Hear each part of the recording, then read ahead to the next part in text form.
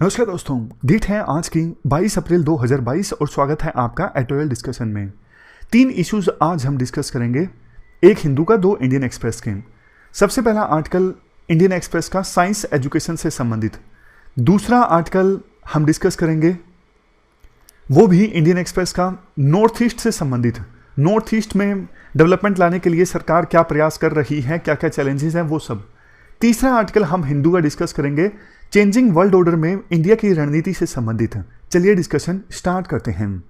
First important article science education से संबंधित है। आप जीएस पेपर 3 के इस टॉपिक से आर्टिकल को रिलेट कर सकते हो। क्या कंटेस्ट है? देखो, ग्लोबल इनोवेशन इंडेक्स में इंडिया की जो रैंकिंग है ना, पिछले 5-6 सालों में अच्छी खासी इंप्रूव हुई है। 2015 में ये थी 81 और 2021 में इंप्रूव होके हो गई है 46। साइंस एजुकेशन की हम बात करें, हमारे संविधान का आर्टिकल 51A क्लास H, ये जो फंडामेंटल ड्यूटीज वाला आर्टिकल है, एक फंडामेंटल ड्यूटी ये भी है, हर एक नागरिक का ये कर्तव्य बनता है, ड्यूटी है कि वो अपने आप में साइंटिफिक टेम्पर, ह्यूमनिज्म, इंक्वायरी और रिफॉर्म की जो स्पिरिट है वो डेवलप करें। और अक्सर इस फंडामेंटल ड्यूटी को हम क्रिटिसिज्म के तौर पे भी इस्तेमाल करते हैं।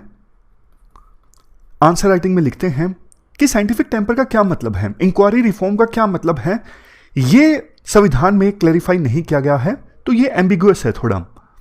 लेकिन देखो, एक बात साफ है, अगर हमें हमारे देश को नई ऊंचाइयों तक लेकर जाना है, इकोनॉमिक ग्रोथ रेट को इंक्रीज करनी है, सुपर पावर बनाना है, तो साइंस एजुकेशन तो देखो बहुत ज्यादा जरूरी है।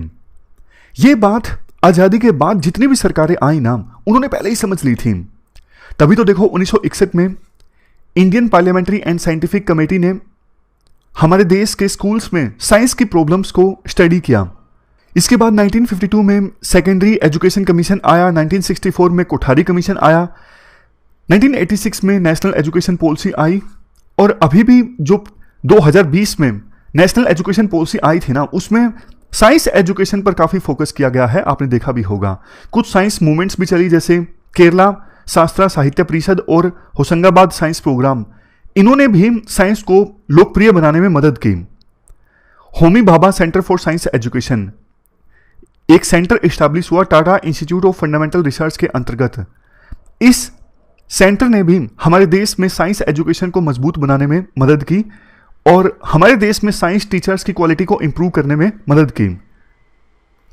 इसके अलावा देखो, 2005 में एनसीईआरटी के द्वारा भी एक पेपर रिलीज किया गया था, जिसमें कहा गया था कि साइंस को ना आप टेक्स्ट बुक से बाहर लेके आओ।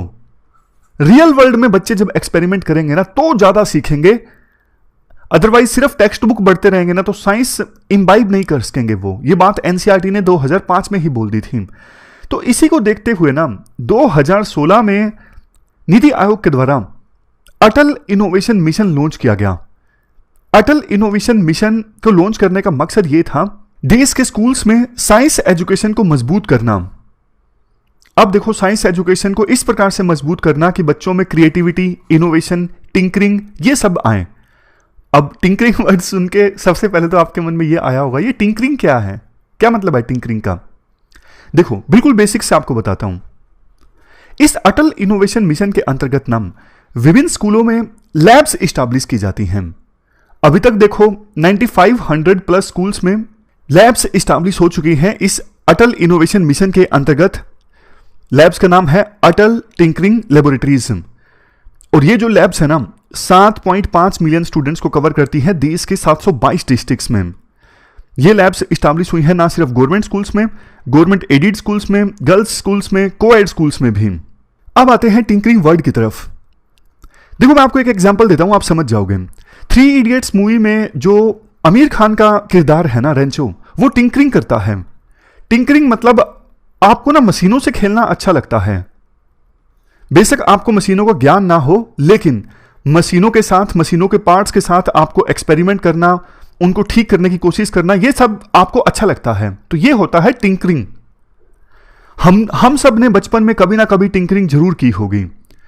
मतलब छोटी जो कार होती है, चलनी बंद हो जाए तो हम उसको खोल के देखते हैं, कहां दिक्कत आ रही है, क्या हो रहा है। हम अलग अलग पार्ट्स निकालने लगते थे उस समय। पानी के अंदर गाड़ी को डुबो दिया और चेक करना क्या गाड़ी अभी भी चल रही है। तो बचपन में ना लगभग सभी बच्चे टिंकरिंग करते हैं, लेकिन धीरे धीरे जब वो स्कूल में आते हैं ना तो उनको ना ये टिंकरिंग की आदत छुड़वा दी जाती है। कैसे, मैं आपको एग्जांपल देता हूं। हमने स्कूल में या फिर कॉलेज में इस प्रकार के एक्सपेरिमेंट किए होंगे। कितने फर्जी ढंग से हम ये एक्सपेरिमेंट्स कंडक्ट करते थे। हम मतलब देखो, मैं जनरलाइज नहीं कर रहा हूं, हो सकता है कि आप में से कुछ लोगों ने बहुत ही अच्छे ढंग से ये एक्सपेरिमेंट्स कंडक्ट किए हों, लेकिन मेजोरिटी लोगों की मैं बात कर रहा हूं। गिने चुने 10-15 एक्सपेरिमेंट्स होते थे केमिस्ट्री की प्रैक्टिकल में, और लैब में ज्यादा सामान छेड़ने नहीं दिया जाता था। सामान टूट गया तो फाइन लगा दिया जाएगा आपके ऊपर। बस जो करना है बस वही करना है, कुछ ज्यादा सोचना नहीं है। जैसे ही नंबर आए उसको प्रैक्टिकल की नोटबुक में लिख दो। हर प्रैक्टिकल का मकसद ही है ज्यादा सोचना, इधर उधर के एक्सपेरिमेंट करना, लेकिन ये सब अलाउ होता ही नहीं है स्कूल में और कॉलेजेस में। इसको पता है आप कैसे कोरिलेट कर सकते हो? हमने एक ऑब्जेक्टिव ड्रा किया, ए ऑब्जेक्टिव। ए ऑब्जेक्टिव को ड्रा करके हमने एक प्रोसेस भी डिफाइन की कि बी प्रोसेस से हम ए ऑब्जेक्टिव को अचीव करेंगे। लेकिन देखो, मेन क्या था? ऑब्जेक्टिव अचीव करना। बी सिर्फ एक प्रोसेस थी। आप ना बी प्रोसेस में इतना ज्यादा इन्वॉल्व हो गए, ऑब्जेक्टिव को तो भूल ही गए। जैसे देखो, इंसान ना अच्छी लाइफ जीने के लिए पैसा कमाना चाहता है। अब मेन इंसान का ऑब्जेक्टिव है अच्छी लाइफ, हैप्पीनेस वाली लाइफ व्यतीत करना, लेकिन इंसान ना हैप्पीनेस को भूल ही जाता है, पूरी जिंदगी पैसा कमाने में इन्वॉल्व रहता है। वही चीज ये है, प्रोसेस पर ज्यादा ध्यान दिया जा रहा है कि हाँ एक्सपेरिमेंट करने हैं, रिजल्ट अच्छा आना चाहिए, लेकिन मेन ऑब्जेक्टिव तो बच्चों को सिखाना था ना। ऑब्जेक्टिव तो आप भूल गए। इवन देखो, आपने साइंस से एग्जीबिशंस भी काफी सारे देखे होंगे, उनमें भी जो प्रोटोटाइप यानी नमूना तैयार किया जाता है ना, वो थर्मोकोल का यूज करके किया जाता है। तो इन सब चीजों को एड्रेस करने के लिए साइंस एजुकेशन में ये सब जो दिखते थी ना कि बच्चों में साइंस की लर्निंग आउटकम नहीं इंप्रूव हो पा रही थी, इन सब चीजों को एड्रेस करने के लिए सरकार ने ये मिशन लॉन्च किया, अटल टिंकरिंग लैब्स का। ये जो लैब है ना, इसमें काफी अच्छा इंफ्रास्ट्रक्चर होता है, बच्चों को फ्रीडम होती है कि बच्चे अपनी मर्जी से जो कुछ सीखना चाहें, एक्सपेरिमेंट करना चाहें, वो कर सकते हैं। एक ऐसा नहीं होता जो हमने केमिस्ट्री वाला एग्जांपल डिस्कस किया था कि 10 एक्सपेरिमेंट आपको परफॉर्म करने हैं, रीडिंग लेनी है, प्रैक्टिकल में नोट करना है, बस आपका काम खत्म। नहीं, अच्छा इंफ्रास्ट्रक्चर होता है, इलेक्ट्रॉनिक इक्विपमेंट्स होते हैं, रोबोटिक्स, ऑटोकैड, टिंकरिंग कैड, बच्चे अपने आप से कर करके सीखते हैं। इवन दूसरा बेसिक इंफ्रास्ट्रक्चर जैसे projector, computer system, 3D printer, ये भी होता है।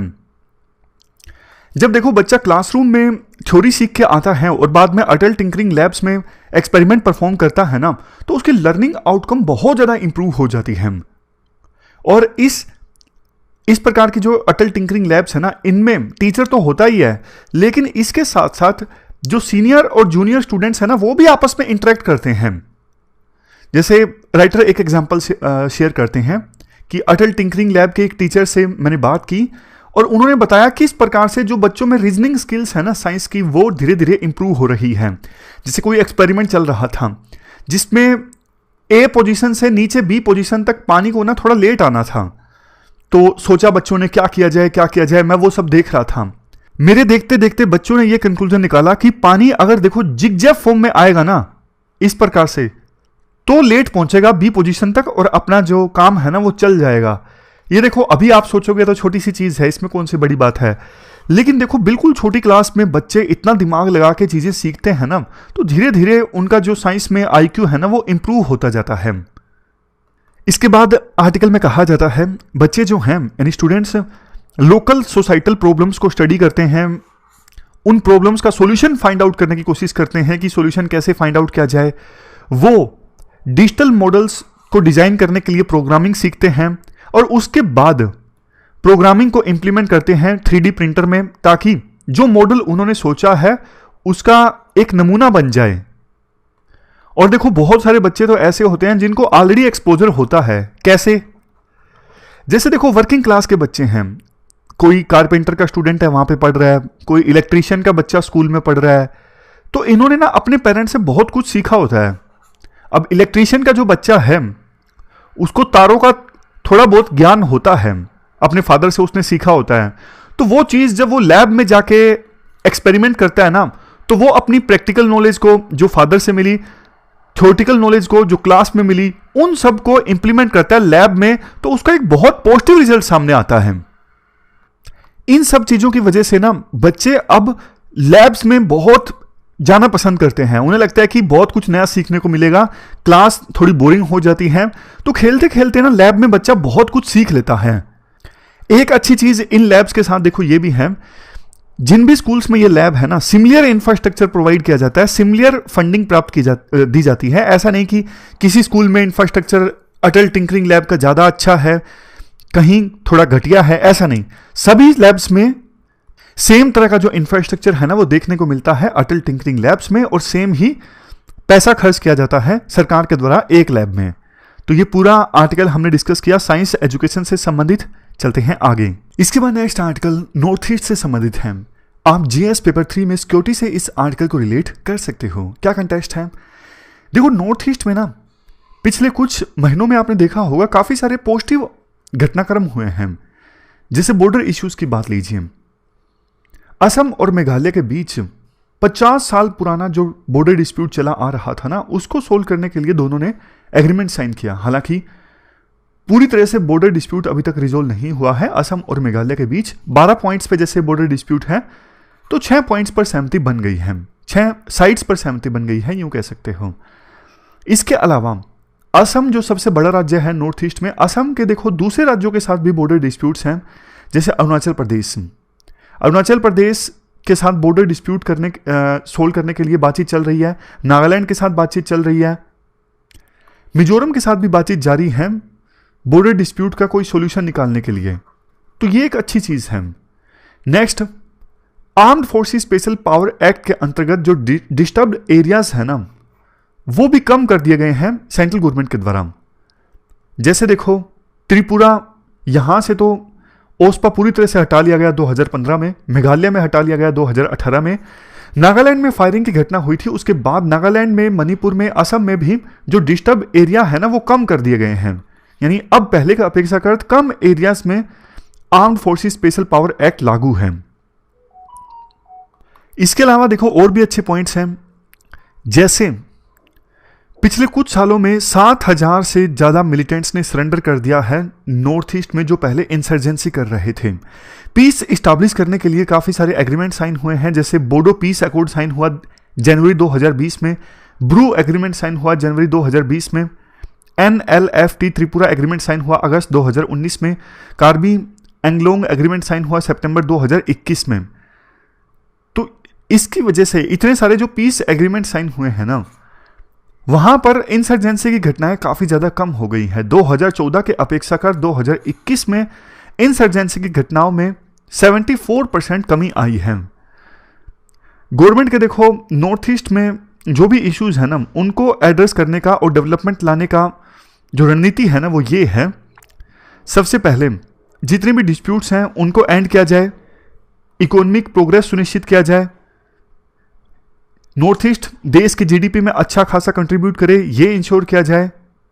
और इसके अलावा नॉर्थ ईस्ट में जो अलग से बोलियां बोली जाती हैं, यूनिक डांस है, म्यूजिक, फूड, कल्चर, ये जो उनका यूनिक कल्चर है ना उसको भी प्रिजर्व किया जाए। तो ये सरकार की रणनीति है नॉर्थ ईस्ट में डेवलपमेंट लाने की और लोगों की लाइफ को अपलिफ्ट करने की। अगर यूपीएससी पूछ लेती है ना नॉर्थ ईस्ट में क्या कुछ अच्छा हुआ है, तो ये सारे पॉइंट्स इंपॉर्टेंट हैं। लेकिन देखो कुछ चैलेंजेस भी हैं वहां पे डेवलपमेंट लाने में। टेरेन काफी डिफिकल्ट है, पहाड़ हैं, सिर्फ असम ऐसा है जहां पे ज्यादातर प्लेन एरिया है, बाकी तो नॉर्थ ईस्ट राज्यों में पहाड़ हैं। कनेक्टिविटी काफी डिफिकल्ट है। मैं नॉर्थ ईस्ट में गया था, वहां पे पब्लिक ट्रांसपोर्ट तो कुछ है ही नहीं। मतलब आपको एक स्थान से दूसरे स्थान पर जाना है तो वो जो प्राइवेट कैब वगैरह नहीं चलती, सुमो जो मैक्स चलती हैं, जीप वगैरह, शेयर्ड बेसिस पे 10 सवारी इकट्ठा होगी जब वो कैब चलेगी, और उसका भी फेयर काफी ज्यादा 300-400 ऐसे। तो वहां पे ना ट्रांसपोर्ट सिस्टम बहुत ही ज्यादा पुअर है। एरियाज काफी बैकवर्ड हैं, मतलब लोगों के पास इतना इनकम नहीं है तो खर्च नहीं करते। लाइफस्टाइल काफी सिंपल है। अब लोगों का इनकम इतना नहीं है तो देखो वहां पे बहुत सारी कम बाहर की चीजें जाएंगी, बाहर के लोग वहां पे जाके बिजनेस इस्टेब्लिश करेंगे, क्योंकि बिजनेसमैन को तो ये लगता है ना कि वहां पे जाने का फायदा क्या जब लोगों का इनकम लेवल इतना नहीं है। इंसर्जेंसी का पॉइंट तो आपको पता ही है, वहां पे अलग अलग राज्यों में अलग अलग तरह की इंसर्जेंसी चल रही है। कुछ इंसर्जेंट्स अलग से स्टेट की मांग करते हैं, कुछ इंडिया से अलग होने की बात भी करते हैं। हालांकि अब ऐसे ग्रुप्स की संख्या कम हो गई है जो अलग से देश बनाने की मांग करते हैं। ये सरकार की कुछ स्कीम्स हैं जिनको आपको लिखना है।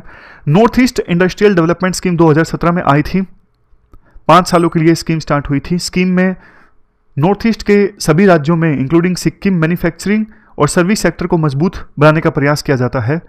नीति फोरम बना नॉर्थ ईस्ट के लिए, नीति आयोग के साथ मिलके ये जो नीति फोरम है ना काम करता है और 5 फोकस सेक्टर्स पर ध्यान देता है।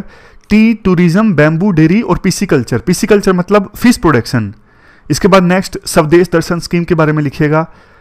16 जो प्रोजेक्ट्स हैं ना थीम्स के साथ, अलग अलग थीम्स के साथ, जैसे heritage, wildlife, eco adventure, ये यहाँ पर स्टार्ट किए गए हैं। प्रसाद स्कीम, प्रसाद स्कीम में जो स्पिरिचुअल साइट्स हैं ना उन पर फोकस किया जाता है, जैसे Kamakhya Devi temple, pilgrimage facilitation at Nagaland. और इसके अलावा एक आइकॉनिक साइट डेवलपमेंट स्कीम में काजीरंगा नेशनल पार्क को भी आइडेंटिफाई किया गया है। लास्ट में कुछ और एफर्ट्स का भी जिक्र किया जाता है, जैसे ministry of development of north east region. इसकी अपने आप में काफ़ी सारी स्कीम्स हैं, जैसे छोटे छोटे non lapsable central pool resources. इसके बाद में north east road sector development scheme. Next है डिजिटल नॉर्थ ईस्ट विजन 2022। ये union minister for electronics and IT ने गुवाहाटी में लॉन्च किया। मकसद ये है डिजिटल टेक्नोलॉजीज की सहायता से नॉर्थ ईस्ट के लोगों की जो लाइफ्स है ना उनको अपलिफ्ट करना। कुछ पैन इंडिया स्कीम्स भी यहाँ पर चलती हैं। कुछ क्या मतलब जो भी एप्लीकेबल हैं सारी ही पैन इंडिया स्कीम्स यहाँ पर तो चलती ही हैं, जैसे Jal Jeevan mission, Atal mission for rejuvenation and urban transformation, Swachh Bharat mission. Conclusion में कहा जाता है, देखो यूनियन गवर्नमेंट के द्वारा जो प्रयास किए जा रहे हैं ना नॉर्थ ईस्ट रीजन में डेवलपमेंट लाने के लिए, ये इंडिया की मेन एक्ट ईस्ट पॉलिसी का पिलर है। एक्ट ईस्ट पॉलिसी की सहायता से इंडिया ईस्टर्न जो कंट्रीज है ना जैसे आसियान है, इनके साथ अपने संबंधों को और ज़्यादा मजबूत बनाना चाहता है।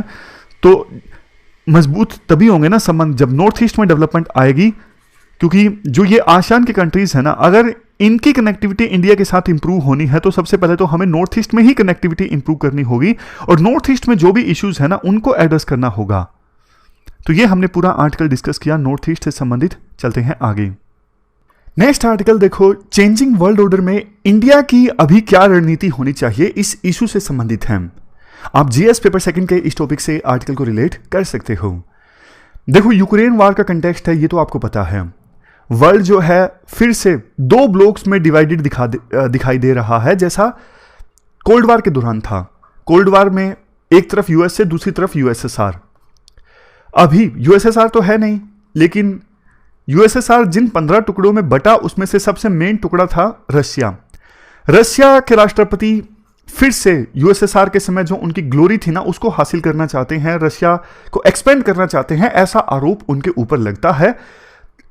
उन्होंने यूक्रेन के ऊपर अटैक किया। इसके बाद वेस्टर्न कंट्रीज ने जबरदस्त सैंक्शंस लगा दिए रशिया के ऊपर। चाइना रशिया का साथ दे रहा है। मतलब वर्ल्ड फिर से 2 ब्लॉक्स में डिवाइडेड दिखाई दे रहा है फिलहाल के समय में। देखो यूएसएसआर जब डिसइंटीग्रेट हुआ था ना, यानी कोल्ड वार जब खत्म हुआ था ना, तो वर्ल्ड इंटीग्रेट हो गया। कुछ एक्सपर्ट्स बोलते हैं कि वर्ल्ड जो ना ग्लोबल विलेज की तरह बन गया। ग्लोबल विलेज मतलब जैसे विलेज में आपने देखा होगा एक स्थान से दूसरे स्थान पर जाना, सामान को ले जाना बहुत आसान होता है। पूरा गांव जो होता है आपस में इंटीग्रेटेड होता है, हर कोई एक दूसरे को जानता है। हालांकि आजकल तो गांव भी बहुत बड़े बड़े हो गए, लेकिन पुराना गांव का एग्जाम्पल आप देखिए, एक्सेस करना एक गांव से गांव के दूसरे कोने को बहुत आसान होता था। उसी प्रकार से ग्लोबलाइजेशन के बाद ना इंफॉर्मेशन का फ्लो इतना आसान हो गया, कनेक्टिविटी इतनी अच्छी हो गई कि वर्ल्ड के एक कोने से दूसरे कोने में जाना, आइडियाज का आदान प्रदान, सामान का आदान प्रदान, ह्यूमन बींग्स का आदान प्रदान बहुत आसान हो गया। तो पूरा वर्ल्ड ना एक ग्लोबल विलेज की तरह बन गया। और यह भी कहा जाने लगा कि देखो जब वर्ल्ड इतना ज्यादा इंटीग्रेट हो गया है ना तो युद्ध इतना आसानी से नहीं होगा। एक फेमस कोट है, वैसे तो पॉलिटिकल साइंस में यूज होता है, मैं आपको बता देता हूं कि लोग ना मैकडोनल्ड की लाइन में लगना ज्यादा पसंद करेंगे बजाय युद्ध के। इसका मतलब क्या है? इसका मतलब यह है जब देखो 2 देशों की इकोनॉमी इतना ज्यादा इंटीग्रेट हो जाती है ना आपस में, जैसे चाइना और यूएसए है, इन 2 देशों की इकोनॉमी आपस में इतनी ज्यादा इंटीग्रेट है। यूएसए की इन्वेस्टमेंट है चाइना में, चाइना की डिपेंडेंसी है यूएसए के ऊपर, क्योंकि बहुत सारे उन्होंने डॉलर्स अपने पास रिजर्व के तौर पे रखे हैं। तो अगर यूएसए कोलैप्स होगा यूएसए की इकोनॉमी कोलैप्स होगी तो चाइना को नुकसान होगा, चाइना की होगी तो यूएसए को नुकसान होगा। दोनों आपस में युद्ध नहीं करेंगे क्योंकि उनकी इकोनॉमी बहुत ज्यादा इंटीग्रेटेड है, दोनों एक दूसरे पे डिपेंडेंट है। लेकिन देखो दूसरी तरफ के जो एक्सपर्ट्स हैं ना वो ये बोलते हैं ऐसा कुछ नहीं है। पावर का जो क्रेज है ना किसी भी देश में ज्यादा होता है और कई बार तो इकोनॉमी ही युद्ध का कारण बन जाती है। मतलब एक पक्ष ये बोलता है कि इकोनॉमी इंटरडिपेंडेंट हो तो युद्ध नहीं होते क्योंकि दोनों को नुकसान होता है, लेकिन दूसरा पक्ष ये बोलता है कि कई बार तो इकोनॉमी की वजह से ही नुकसान हो जाते हैं। तो ऐसा कुछ नहीं है कि दोनों देशों में अगर इंटरडिपेंडेंसी होगी तो युद्ध नहीं होगा। अब थोड़ी बहुत इंटरडिपेंडेंसी तो देखो रशिया और यूक्रेन के बीच में भी होगी ना, लेकिन युद्ध हो गया। इस युद्ध की वजह से ना 1990 के बाद से जो ये ग्लोबल विलेज वाला सिस्टम बना था ना, वर्ल्ड ग्लोबलाइज्ड हो गया था। इससे इंडिया को भी काफी फायदा हुआ, अभी हम डिस्कस करेंगे। लेकिन ये जो यूक्रेन वार चल रहा है ना, इससे सभी देशों को नुकसान हो रहा है। जैसे इजिप्ट जो है, इजिप्ट में फूड शॉर्टेज है क्योंकि वो व्हीट के लिए रशिया यूक्रेन पे डिपेंडेंट है। जर्मनी में गैस नहीं आ पा रही है रशिया से। अमेरिका इलेक्ट्रिक कार्स की शॉर्टेज की वजह से परेशान है क्योंकि रशिया के निकल पर डिपेंडेंट था। श्रीलंका में क्या कुछ हो रहा है आपको पता है, वहां पे इकोनॉमिक क्राइसिस चल रहे हैं। इंडिया में भी फर्टिलाइजर के दाम बढ़ने का खतरा है। तो सभी देशों को नुकसान हुआ है यूक्रेन वार के कारण। देखो 1990 के बाद जो ग्लोबलाइजेशन आया ना, हमारे देश में भी एलपीजी रिफॉर्म आया, तो इससे ना बहुत सारे देशों को फायदा हुआ, इंडिया को भी फायदा हुआ। इंडिया में आपको पता है इकोनॉमिक ग्रोथ रेट एकदम से बढ़ गई, इंडिया की इकोनॉमी का साइज बढ़ गया, हमने प्रोटेक्शनिज्म की पॉलिसी छोड़ दी। लेकिन अब इस यूक्रेन वार के कारण ग्लोबलाइजेशन को धक्का लगा है, यानी पहले जो सिस्टम चला आ रहा था वो अब डिसरप्ट होगा, ऐसा खतरा है। जैसे देखो इंडिया भी रशिया के साथ ट्रेड करने को तैयार है। रूबल एग्रीमेंट के बारे में आपने सुना होगा। इंडिया का यह कहना है कि देखो हमें तो रशिया से सस्ता तेल मिल रहा है, हम क्यों ना रशिया से सस्ता तेल परचेज करें।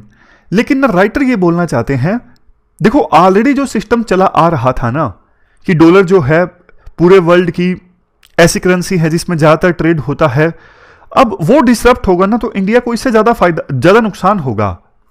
करंट सिस्टम इंडिया के पक्ष में था, लेकिन अब इंडिया रशिया के साथ बायलैटरल एग्रीमेंट करेगा थोड़ा सस्ता तेल परचेज करने के लिए, तो इससे इंडिया को नुकसान होगा। कैसे? आपके मन में आया होगा, अरे सस्ता तेल मिलेगा तो इंडिया को तो फायदा हो रहा है, नुकसान कैसे हो रहा है? तो इसके जवाब में राइटर कहते हैं, देखो वर्ल्ड जो है ना आज के समय में ज्यादा डिवाइडेड है। अगर इंडिया एक लेवल से ज्यादा रशिया के साथ ट्रेड करेगा ना तो वेस्टर्न कंट्रीज इंडिया से नाराज हो जाएंगी। वेस्टर्न कंट्रीज इंडिया के लिए बहुत बड़ी मार्केट प्रेजेंट करते हैं। इंडिया जो आज के समय में बहुत ज्यादा एक्सपोर्ट करता है ना, उसमें वेस्टर्न कंट्रीज का बहुत बड़ा रोल है। तो जो थोड़ा सा सस्ता तेल हमें मिलेगा उसका बल्कि नुकसान ज्यादा हो जाएगा अगर वेस्टर्न कंट्रीज ने हमसे माल मंगवाना कम कर दिया। तो कुल मिला के देखो राइटर का पॉइंट तो यही है, इंडिया को ना थोड़ा लॉन्ग टर्म का भी सोचना चाहिए। अभी जो सिस्टम चला आ रहा है ना वो इंडिया के पक्ष में है। थोड़े से फायदे के लिए इंडिया लॉन्ग टर्म में अपना नुकसान ना कर बैठे।